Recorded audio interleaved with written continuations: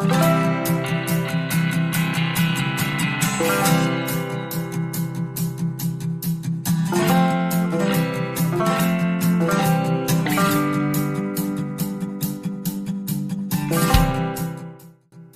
there, fellow trekkers.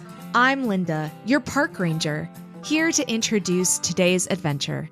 You might hear me in the background as we navigate the trail together.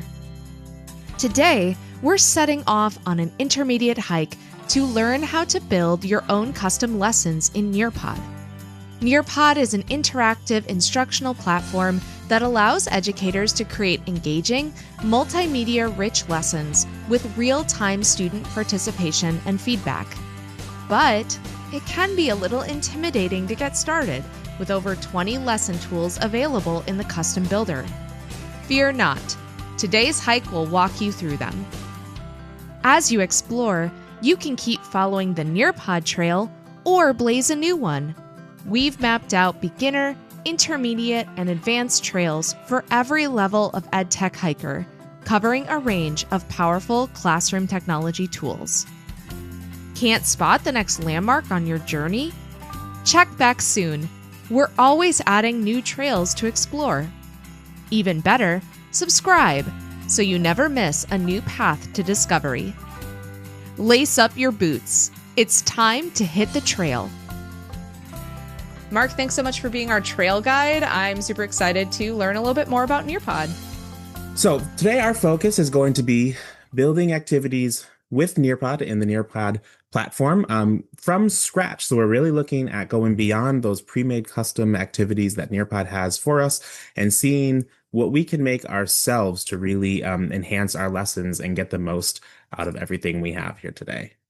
So as Linda said, my name is Mark Okigawa. I'm an instructional technology coach from the Learning Technology Center, really working on focusing on taking tools like Nearpod, integrating them into our classrooms to enhance our learning and making sure that we're using them in meaningful ways, not something where we just get on because we have it available, but seeing that it helps us reach the goals of our lessons, reaches our objectives, and is engaging the listeners, the learners, and students. Our goals as we work through this for the next little bit of time here, we're going to learn to navigate the lesson builder. We're going to pack our hiking bag with custom content and activities that meets our learning goals. We're going to align those Nearpod activities with your instructional model based on the way your students learn and the way you teach. Find out how to use those Nearpod builders to create something unique to you and your styles. And then we're going to walk through together to actually create our own interactive lesson. So everybody is going to walk away from here today with a lesson that we build together and then ready to make more on your own. And then as we're doing that, just want to highlight the AI tool available in Nearpod. It's becoming more and more powerful every day, able to help create some really cool things and save a lot of time. And with that being said, I'm going to jump right over to the Nearpod platform. So when we're here on Nearpod and we get logged in, if you don't have an account already, there are many ways that you can join us or join Nearpod. You can use your Google login, Clever Badges, any of those single sign-ons that are used in districts Nearpod integrates with. So use that to get signed in. And this is your homepage. This is where we get started. If you're familiar with Nearpod, there's this search bar up at the top. And a lot of users like to get started right away by using the pre-made lessons. And then we can take those and customize them to help them start to fit our need. They're super handy. I highly recommend that you take a good look at those. But our focus today is going to be on creating our own lessons from scratch. So in order to do that, up at the top left, we need to click on our menu and then click Create a New Lesson, this one right here. That's going to get this pop-up. Sometimes when you log in, this pop-up comes right away, especially if you haven't utilized your Nearpod library a lot. But this is how to get there if you happen to X out of it already. And we're going to create a lesson from scratch.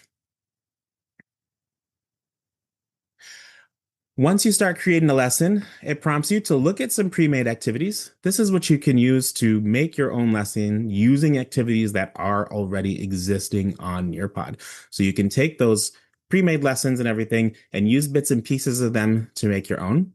If you have some PDFs, some slides or other things already made ahead, you can upload those materials. There's also a great add-on to utilize the Google tools, Google Slides, and upload and make things with Google.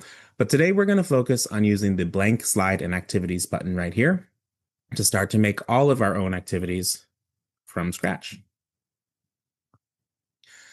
There are a ton of options once we reach this point. Really is a lot available within Nearpod to make.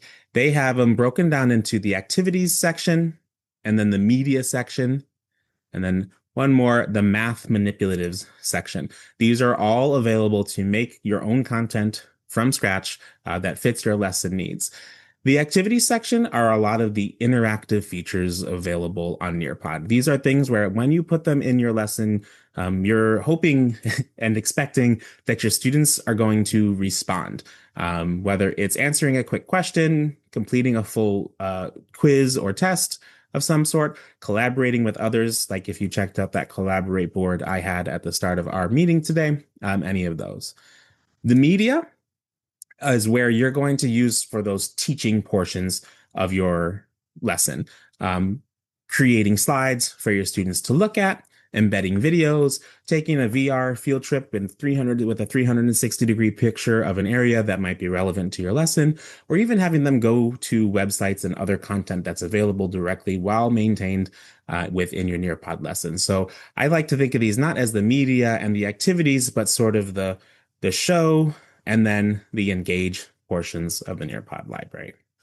As we get started today, we are going to start, and this is where I encourage you all to follow along with me. So if you haven't got here yet, go ahead and come to bring your lessons to life to make your own lesson and start with the blank slide and activity. And we're going to start building together our own ecosystem lesson.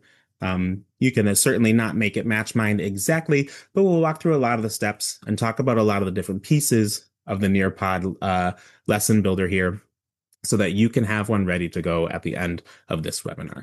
So the first one I want to add, I really like to start off with a collaborate board on my lessons, and thinking that we're going to add something here that is a ecosystem type project.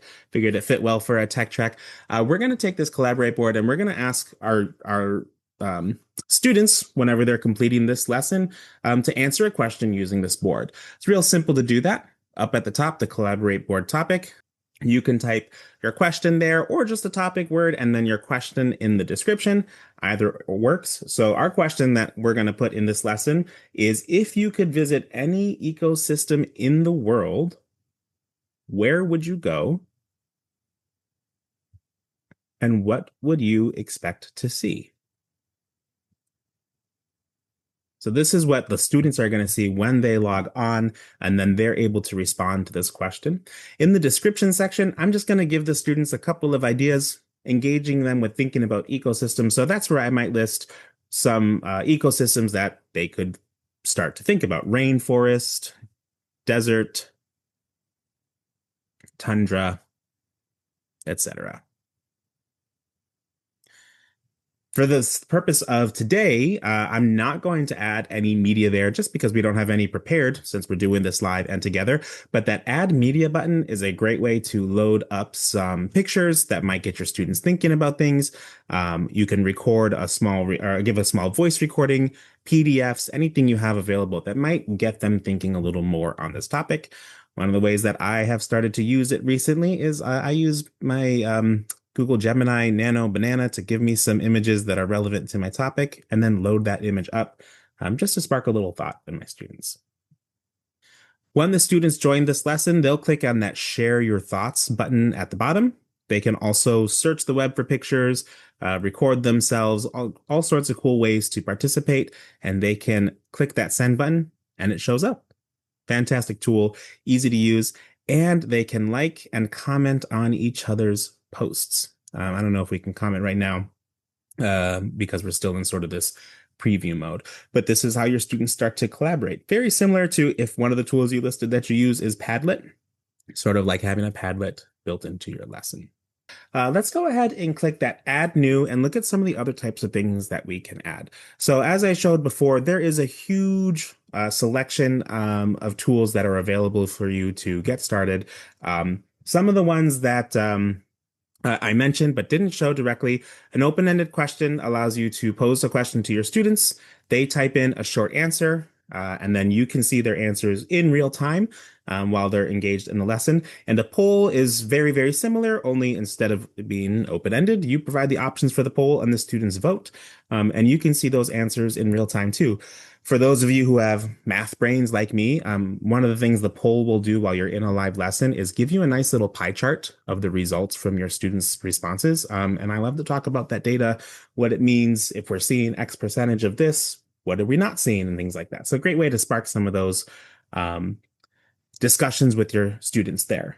The next one we're going to add to our ecosystem lesson, we're going to scroll down a little bit more to the media and content, and we're going to add a VR field trip. So click that checkbox and add it.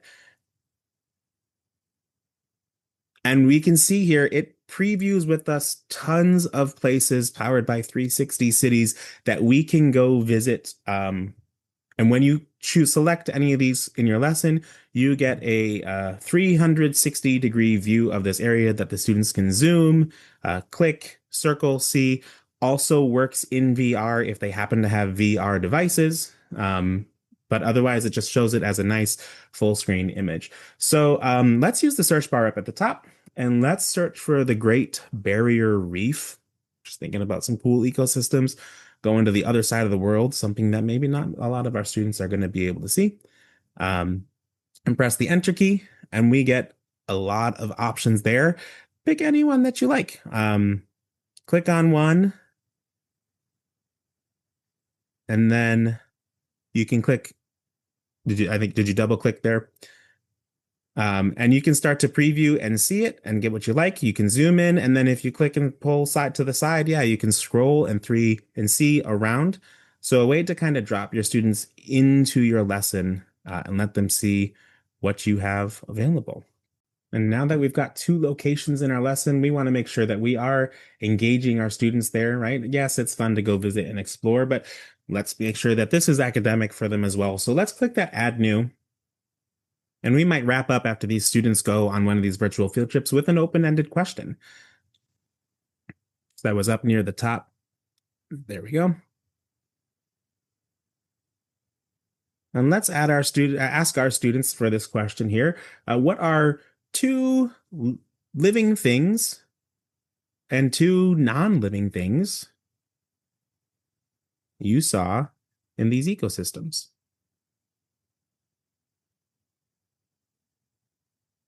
Again, on these questions, you have some ability to adjust your fonts, bold, underline, change color, things like that, if that might be more engaging, keeping in mind readability for your students.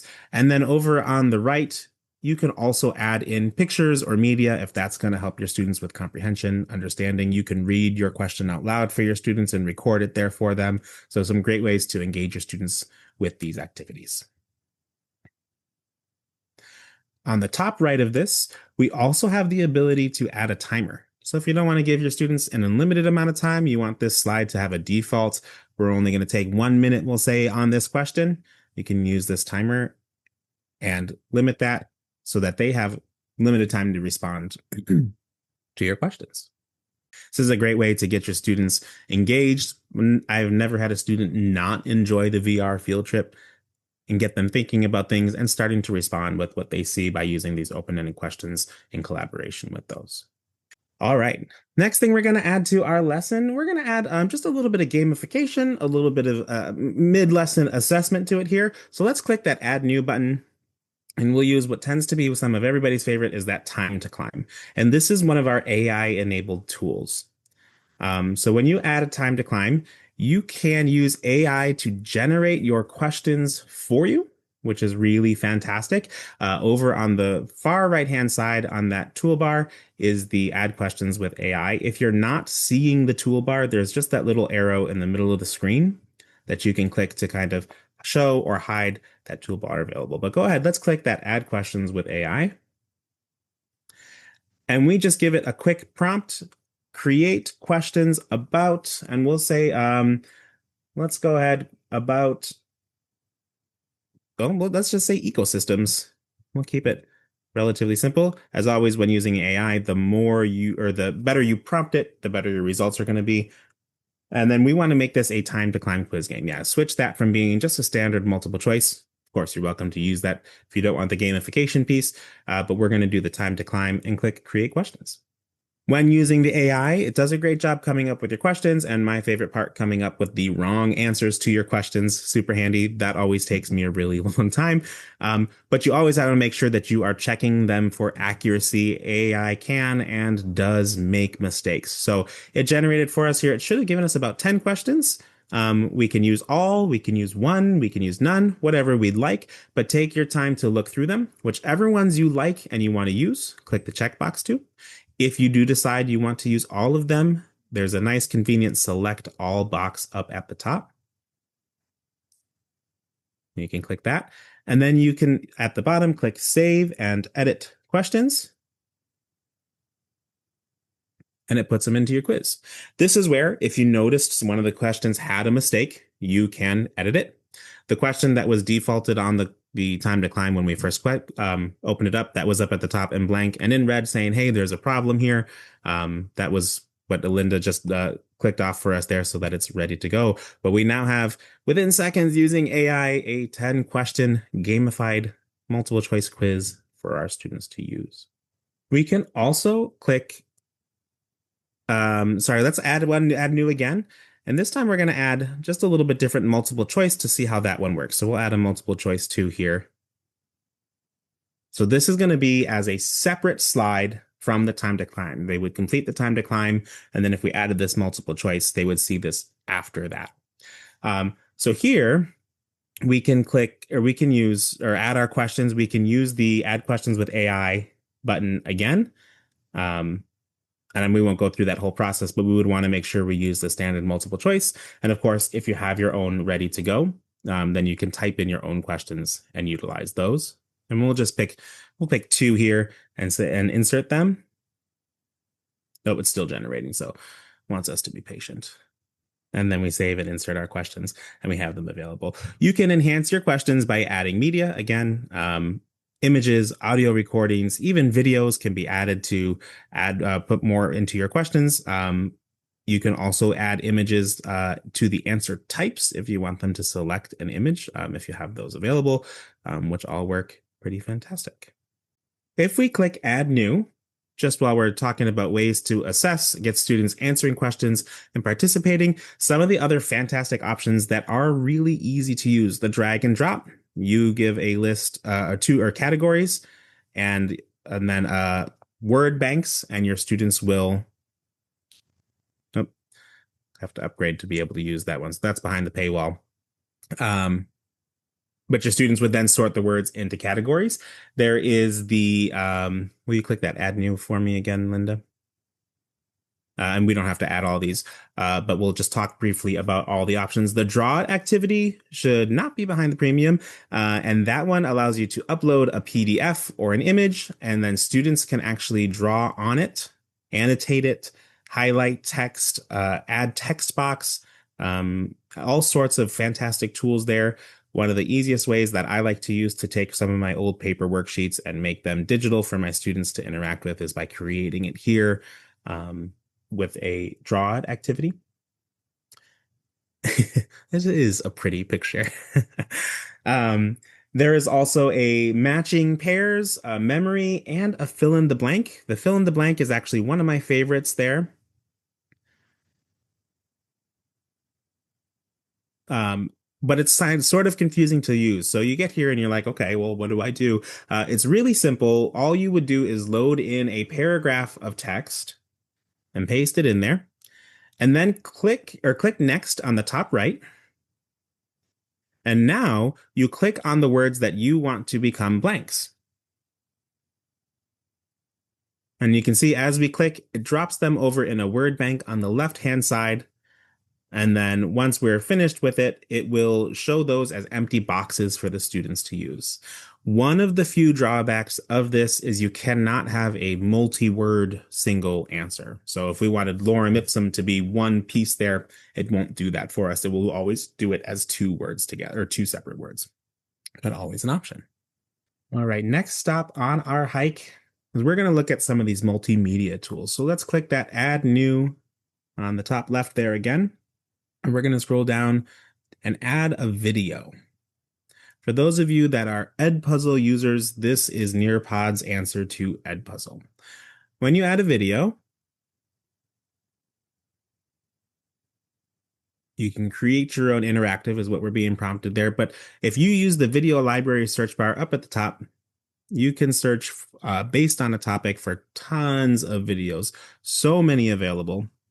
So if we search ecosystem, we can see we get a great many results already available. These are on Nearpod already. But if we have a particular video in mind, there's the YouTube button in that blue toolbar along the top as well, where you can actually type in and search. I would even kept brought over the ecosystem search we used and search on YouTube for videos. And then you can always, if you have one made, upload one from your computer as well. So a lot of versatility and ability to create content using videos here. So let's go back and just pick any one of these ecosystem videos. Ideally, we know which one we're picking, and we've made sure that it is relevant to our material. But you can see along the bottom these nifty little blue dots.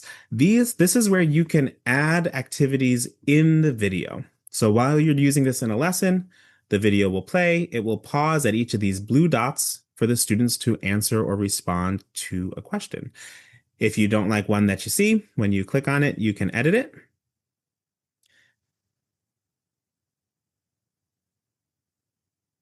Or near the bottom where it says delete activity, you can remove that question altogether if you did not want to keep that one in your video.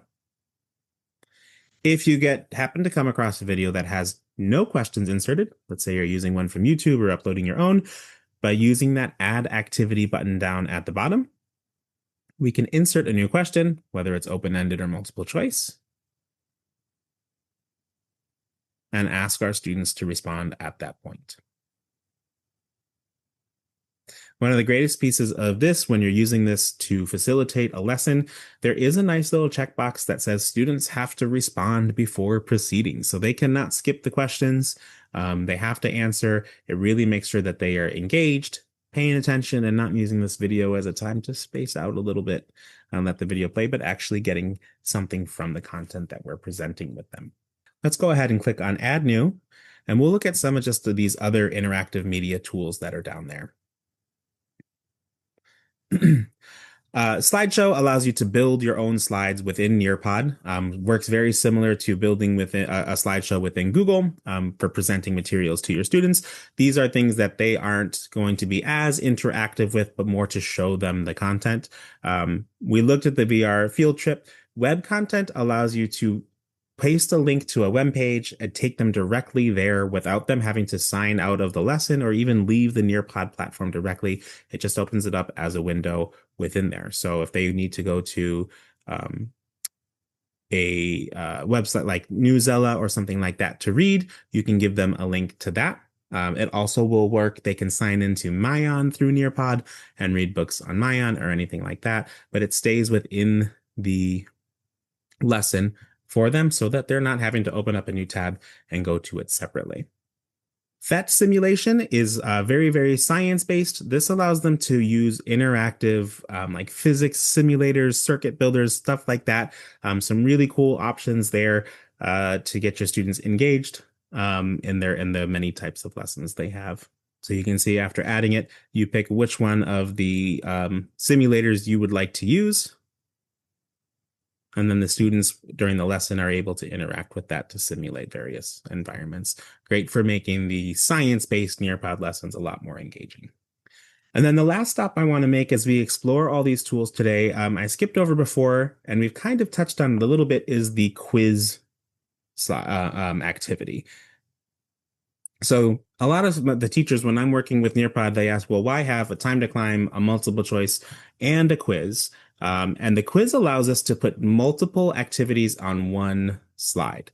So I mentioned before that when we did the time to climb, and then we added multiple choice, it would be viewed as two separate slides. If you're in a live Nearpod lesson and you're controlling your students' screens on which slide they're on, they won't be able to answer the multiple choice questions until you move on to that activity. But if you want to have multiple types of assessment on one slide and the students can move through at their own pace, then they would do that with the quiz slide.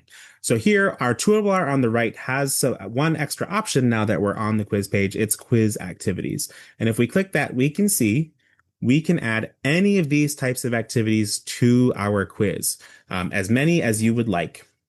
And you can see highlighted there, the multiple choice and the time to climb are available with AI to help generate questions. But you could put a few multiple choice questions, then a fill in the blank, and then a draw it, all on this one slide for your students to interact with, and they would be able to move through at their own pace instead of doing the multiple choice and then needing to wait for the lesson to move on to the fill in the blank and then needing to wait again until the lesson moves on to the draw it. So I always recommend that the quiz is the end of your lesson where your students are completing their own self-paced activities, even if it was in a group lesson and they were able to respond to all of these.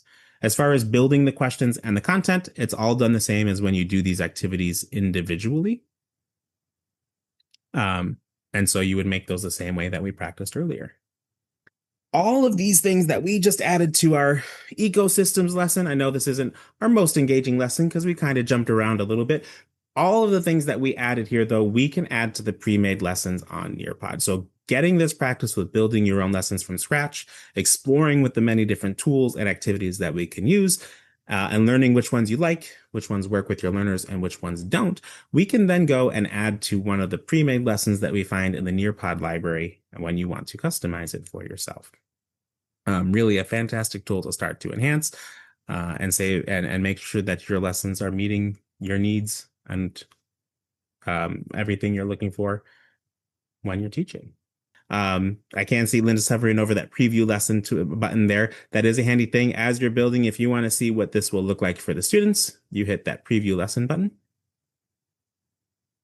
Allows you to test and make sure that everything is working the way it can. I think it just previewed to the page that you were currently on. So we started at 16, but if we go back some, there's our collaborate board that we made. The one that Linda added while we were in the lesson editor shows up as a default on there.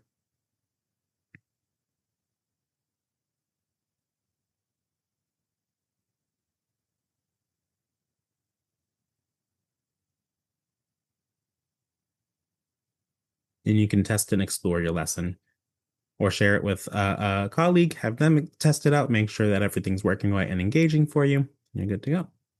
When you're done with your preview, there is a little blue arrow on the top left corner.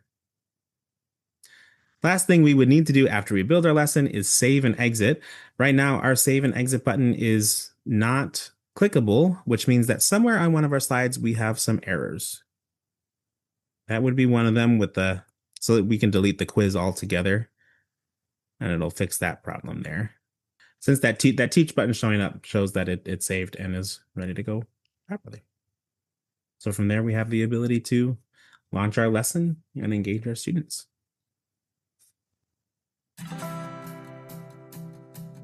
Well, thank you all for joining us today. I appreciate your patience and following along, and hope to see you again soon. Thanks, Mark.